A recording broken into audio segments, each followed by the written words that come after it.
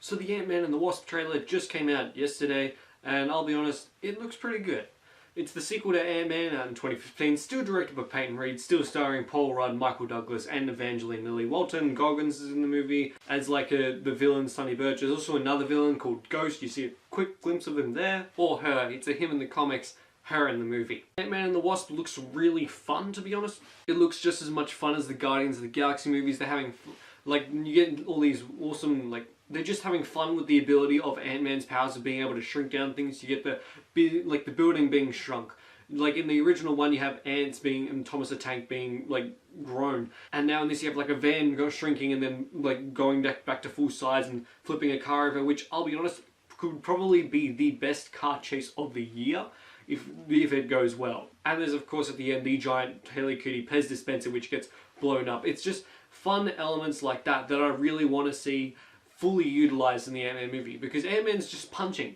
He just punches, kicks, he can shrink, he can grow.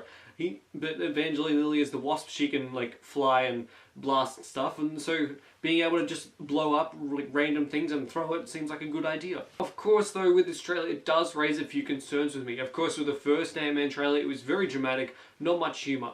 And it seems like this trailer is sort of doing the same thing except it's a lot more fun. I mean, it's still got a bit of a serious tone, but you get the reference to the, like, oh, why did Ant-Man get just punching powers and Wasp get wings and blasters? But by far my biggest concern is the overuse of slow motion. You get the slow motion of, like, basically the slow moving of Giant Man rising from the water over the ferry. You get slow motion of the Wasp running on the blade, like the knife blades, all three of them, making it a literal Blade Runner.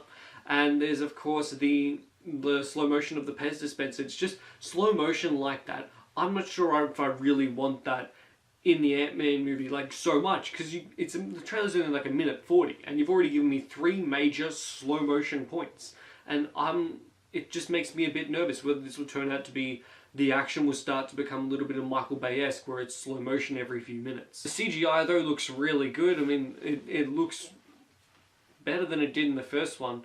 And the story looks intriguing. We haven't seen like fully much of it. I've heard this movie will be taking place before Infinity War, even though it's released 2 months after. So really, this is the way of how Marvel will keep us guessing over the fate of Ant-Man. Whether this movie takes place before or after Infinity War, it's just a really interesting concept.